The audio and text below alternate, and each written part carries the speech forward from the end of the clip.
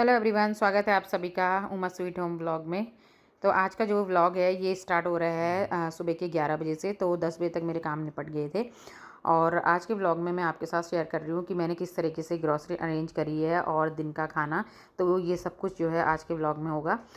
तो जब महीने में राशन आता है ना, तो ये भी सबसे बड़ा टास्क होता है महीने में कि ये ग्रॉसरी अरेंज करने का, किस तरीके से इसे रखा जाए। और आजकल तो वैसे भी बरसात का टाइम है ना, तो हर चीज़ देखभाल करके रखनी पड़ती है। ऐसा नहीं है कि कोई भी चीज़ कहीं पर भी रख दो, क्योंकि चीज़ें ख़राब होने का डर रहता है। तो सबसे पहले मैं जितनी ग्रॉसरी आई हुई है तो सब कुछ जो है यहाँ पे पहले मैं रख दूँगी। और अभी कुछ ग्रॉसरी आई है, कुछ नहीं आई है, तो जितनी आई है वही मैं आपके साथ शेयर कर रही हूँ, क्योंकि घर का सामान तो बहुत सारा होता है। कभी कुछ बस रोज़ रहता ही है। कितना भी सामान ले आओ ना, फिर भी कुछ ना कुछ कमी रह ही जाती है।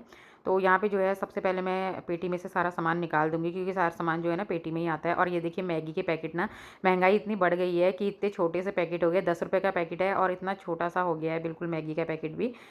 तो इस महंगाई में ना घर चलाना बच्चों का खेल नहीं है, बड़े दिमाग से जो है घर चलाना पड़ता है।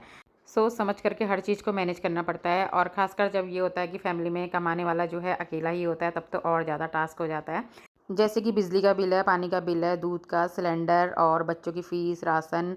और वैसे भी इस महंगाई में सब्जियां जो है आजकल इतनी ज़्यादा महंगी हो गई हैं, तो हर चीज़ का ध्यान रखना पड़ता है। तो ये सब ध्यान ना एक हाउसवाइफ़ को ही रखना पड़ता है। अगर अच्छे से जो है अपने घर को हिसाब से चलाए ना, तो हर चीज़ जो है आराम से मैनेज हो जाती है। तो सबसे पहले मैं यहाँ पे जो है ना पुराना जो सामान था उसे पहले निकाल लेती हूँ, क्योंकि बरसात का टाइम है। और बरसात हो या कुछ हो, ये चीज़ें तो आदतों पे डिपेंड रहती हैं कि मतलब कोई भी सामान अगर रखना है ना, तो पहले पुराना सामान निकाल लें, जिससे कि पता रहता है कि घर में कितनी चीज़ें बची हुई हैं और कितनी चीज़ें अभी और लगने वाली हैं। तो यहाँ पे जो है पहले सारा सामान मैंने निकाल लिया है। उसके बाद मैं यहाँ पे जो है अच्छे से सफाई कर लूँगी, क्योंकि फिर सफाई करने से ये रहता है ना, महीने महीने में इस तरीके से सफाई भी होती रहती है कैबिनेट की। तो इससे फ़ायदा भी होता है, ग्रोसरी भी अच्छे से रखी जाती है और यहाँ की जो है क्लीनिंग सफाई भी हो जाती है। तो यहाँ पे जो है हल्का सा दाग लगा था इधर को, इस तरफ को, पता नहीं किस चीज़ का था ये, कोई बॉटल शायद यहाँ पे रखी होगी तो उस चीज़ का होगा। तो यहाँ पे जो है इसको भी मैं साफ़ कर लेती हूँ। बाकी जो ऊपर वाला है वो तो वैसे ही रहता है, वो साफ़ नहीं होता है। मतलब जब ये बना था ना, तो उस समय से ही है वो।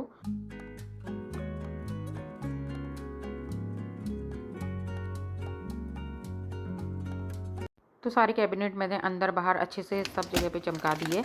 उसके बाद यहाँ पे जो है सामान रख लेंगे। छोटी सी कैबिनेट है, तो हर सामान को मैं यहाँ पे अलग अलग रखूँगी। पहले सारे मसाले जो हैं वो एक तरफ रख दूँगी, और बाकी जो और चीज़ें हैं जैसे ड्राई फ्रूट्स हैं तो उनको अलग एक जगह पे रखूँगी। इस तरीके से मतलब मैंने सारा सामान यहाँ पे अरेंज कर लिया है। और बाकी जो बचे हुए पैकेट रहते हैं ना, उन्हें मैं एक डिब्बे में रखती हूँ। तो ये डिब्बा जो है मैं अच्छे से साफ़ कर लूँगी, क्योंकि इसमें पिछला जो बचा हुआ सामान रहता है ना, वो रखा हुआ था। तो थोड़ा सा इसमें बचा था, मुरमुरे बचे हुए थे, मैंने निकाल दिए। बाकी डिब्बा मैंने साफ़ कर लिया है। तो आजकल बरसात के टाइम पे ना कोई भी पैकेट अगर हम खोलते हैं तो एकदम से जो है वो सील जाता है। चाहे बिस्किट है, चाहे नमकीन है, कोई भी पैकेट है, चाहे हम पोहा बनाते हैं या दलिया है। तो मैं क्या करती हूँ ना, इस तरीके से जो है इनको हल्का सा गैस जला करके ना किनारे से बस ऐसे करके लगाती हूँ इसको, और उसके बाद चिपका देती हूँ, तो अच्छे से ये चिपक जाते हैं। और अगर फूड क्लिप्स है तो उनसे भी अच्छे से चिपक जाता है। तो मेरे पास थी तो सही, लेकिन अब जो है वो सारी ख़राब हो गई हैं, एक ही बची थी। तो इस तरीके से मैंने ये वाली ट्रिक से जो है इन्हें रख दिया है, जो भी ये बचा हुआ सामान था। क्योंकि बचा हुआ सामान अगर एक ही डब्बे में रखो ना, तो सही रहता है, उससे पता भी रहता है कि ये चीज़ें यहाँ पे बची हुई है। और डिब्बे में रखने से ये रहता है कि पहले एक बार डिब्बा चेक कर लिया कि इसमें कोई चीज़ बची है नहीं है, क्योंकि ये होता है ना, घर की इतनी सारे मतलब काम रहते हैं, कभी कुछ रहता है तो ध्यान में नहीं रहता है, और फिर मार्केट से हम नया पैकेट लेके आते हैं तो उसे एकदम से खोल देते हैं। पुराना पैकेट वैसे ही रहता है, फिर नया पैकेट खुल जाता है। तो घर में ना छोटी-छोटी चीज़ों का बहुत ज़्यादा ध्यान रखना पड़ता है, और ख़ासकर ये होता है जब फैमिली छोटी होती है, तब तो बहुत ज़्यादा ध्यान रखना पड़ता है। बड़ी फैमिली में तो ये होता है ना, चीज़ें अगर ज़्यादा आ भी गई हैं तो एडजस्ट हो जाती हैं, लेकिन छोटी फैमिली में थोड़ा दिक्कत हो जाती है। तो यहाँ पे जो है अब दालें अरेंज कर लेते हैं। यहाँ पे मैं जो है इस समय बहुत कम दालें लेके आई हूँ, मतलब जिनकी मुझे ज़्यादा ज़रूरत है वही वाली लेके आई हूँ। तो अरहर और चना इस समय ज़्यादा लेके आई हूँ, क्योंकि फिर थोड़े टाइम बाद सावन लग जाएगा, तो फिर ये दालें हम लोग नहीं खाते हैं। तो मसूर की दाल भी मैं थोड़ा सा ही लेके आई हूँ, बाकी थोड़ा दाल पहले की थी। तो पुरानी दालें मैंने पहले निकाल ली हैं, नई दालें डाली है, उसके ऊपर से पुरानी डाली हैं, जिससे कि पुरानी दालें पहले बनेंगी। तो ये चीज़ों का भी ध्यान रखना पड़ता है, नहीं तो फिर मतलब जितनी चीज़ की ज़रूरत होती है ना, उतना ही घर में लेके आना चाहिए। ऐसा नहीं है कि गए हैं तो फालतू का बहुत सारा राशन भर के लेके आ गए हैं।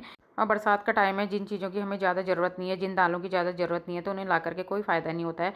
जैसे मूँग की दाल आजकल जिनके वहाँ बनती है उनके लिए तो सही है, लेकिन हमारे वहाँ बहुत कम बनती है।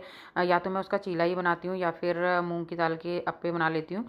तो इस चीज़ों में तो चल भी जाता है, लेकिन जल्दी ख़राब होने वाली दालें रहती हैं। तो इस समय जो है ग्रॉसरी में बरसात के टाइम पे ना बहुत सोच समझ के लेके आती हूँ। बाकी अगर दालें ख़राब होने का डर रहता है तो उसमें थोड़ा-सा लौंग या तेज़पत्ता डाल सकते हैं, और मैं तो नहीं डालती हूँ क्योंकि मेरी दालें ख़राब नहीं होती हैं, सही रहती हैं।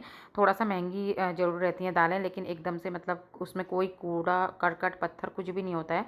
नहीं तो मार्केट में और भी दालें मिलती हैं जिनमें ऐसा रहता है, तो उन दालों में थोड़ा-सा मतलब डर रहता है कि कहीं कीड़ा ना हो या कुछ ना हो। ये जो मार्केट से ही पहले से ही ऐसी रहती हैं कि जिनमें घुन आते हैं या कुछ होता है, तो लेकिन हमारी दालें बिल्कुल साफ़ रहती हैं, फ्रेश रहती हैं, उनमें कुछ भी ज़रूरत नहीं होती कुछ भी डालने की।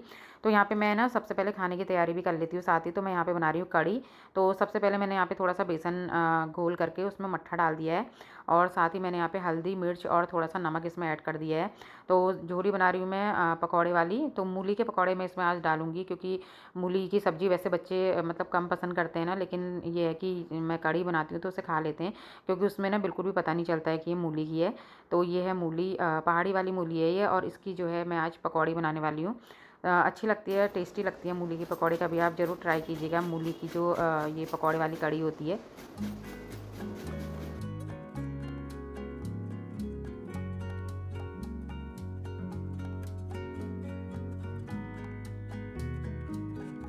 तो यहाँ पे मैंने सारी मूली कस ली है, और इसे कसने के लिए मैं चली गई थी अंदर, क्योंकि यहाँ पे पंखा चल रहा था और किचन में ना बहुत ज़्यादा गर्मी हो रही थी, तो इसलिए जो है मैंने अंदर आराम से बैठ करके इसे कसा।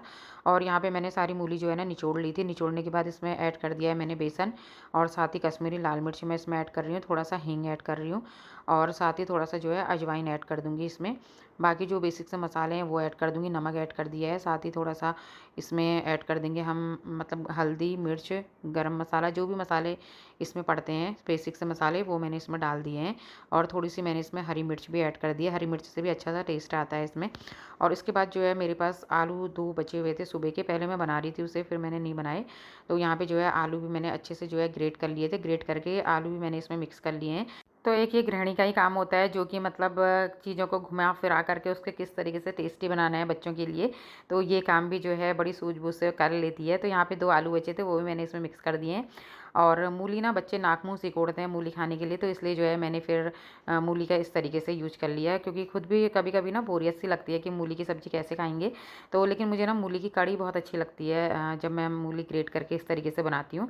तो आज तो मैंने इसमें थोड़ा-सा आलू भी ऐड कर दिए हैं, लेकिन वैसे खाली मूली की भी बहुत अच्छी होती है। और बिल्कुल भी आइडिया नहीं आता कि ये मूली की कढ़ी है, क्योंकि मूली की सब्ज़ी में थोड़ा-सा स्मेल सी भी आ जाती है ना, लेकिन इसमें बिल्कुल भी नहीं आती है। तो यहाँ पे जो है मैंने एक बैच इसका फ्राई कर लिया है, उसके बाद दूसरा बैच फ्राई कर देती हूँ। और कढ़ी भी हमारी यहाँ पे जो है बन के तैयार हो चुकी है। और बीच में मैंने यहाँ पे ना जब ये पकौड़े फ्राई हो रहे थे, तो मैंने यहाँ पे चावल भी चढ़ा दिए हैं। बस इस तरीके से जल्दी से जो है हमारा खाना भी बन गया है। और सबसे ज़्यादा शॉर्टकट मुझे ये लगता है, पहले मैं ना कढ़ी उबालने के लिए रख देती हूँ, पकौड़े फिर आराम से जो है बाद में बनाती हूँ। तो यहाँ पे जो है मूली के पकौड़े मैंने आधे इसमें डाल दिए हैं, थोड़े से मैंने बचा लिए थे खाने के लिए। उसके बाद चलते हैं कड़ी पत्ता लेने ऊपर छत पे।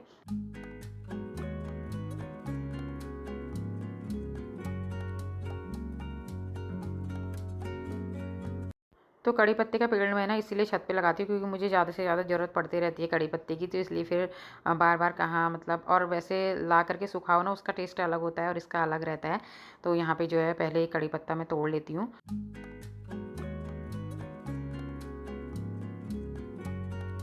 और इस बार का कड़ी पत्ता ना काफ़ी अच्छा सा ग्रो हो रहा है। तो पहले वाला जो था ना उसमें मुझे आइडिया नहीं आया था कि इसे ऊपर से हल्का सा तोड़ते हैं। और ये देखिए हमारी भिंडी भी लगी है यहाँ पे। तो जितनी भी है, बस बहुत ज़्यादा तो खैर नहीं है, लेकिन थोड़ा बहुत जो लगाई थी वो लग गई थी। बस इसके बाद जो है यहाँ पे चावल पे भी सीटी आ गई है।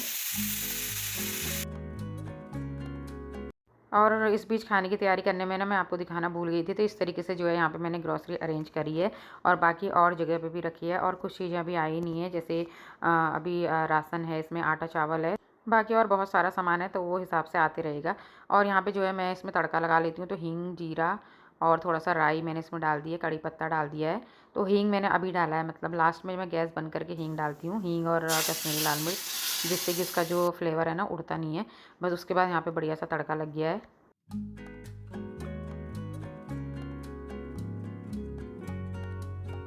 तो मूली की बहुत ही टेस्टी कढ़ी हमारी बनके तैयार हो गई है। बच्चे भी स्कूल से आ गए हैं, पौने 2 बजे का टाइम हो गया है। तो जल्दी से जो है यहाँ पे खाना लगा लेते हैं, गरमा-गरम से चावल और मूली वाली कढ़ी। तो मूली वाली कढ़ी मतलब एकदम से मैं बच्चों को बताती नहीं हूँ कि मूली वाली कढ़ी है। उसके बाद जब बच्चे खाते हैं, तो तभी जो है बच्चों को आइडिया आता है कि ये मूली वाली है, लेकिन बच्चे खा लेते हैं। मतलब ऐसे सब्जी की तरह नाक मुँह नहीं सिकोड़ते हैं। और क्योंकि अच्छी लगती है, बिल्कुल भी पता नहीं चलता। तो एक बार आप भी ज़रूर ट्राई कीजिएगा मूली की पकौड़े वाली कढ़ी, और बहुत टेस्टी लगती है। साथ ही यहाँ पे मैंने सुबह ना साबुत जो मूंग होते हैं वो बनाए थे, तो वो भी मैंने इसमें रख दिए हैं कटोरी में। यहाँ पे अगर खाएंगे तो ठीक है, नहीं तो इसके साथ कोई ज़रूरत नहीं पड़ती है किसी भी सब्ज़ी की। और यहाँ पे जो है एसी चला दिया, तो खाना भी हम लोग अंदर ही खाएंगे क्योंकि किचन में जो है बहुत गर्मी होती है। 2 बज गए हैं और हमारा लंच स्टार्ट हो गया है, तो टीवी देखते हैं थोड़ा बहुत, उसके बाद जो है अपना लंच करते हैं। रसोई में तो बहुत ज़्यादा गर्मी हो रही है, वहाँ पे तो बिल्कुल भी नहीं खाया जाता। तो आज के वीडियो को यहीं पे एंड करती हूँ, और अगर आपको मेरा वीडियो पसंद आता है तो वीडियो को लाइक, चैनल को सब्सक्राइब और कमेंट करके ज़रूर से बताना कि आपको आज का वीडियो कैसा लगा। मिलते हैं नई वीडियो के साथ, तब तक के लिए बाय।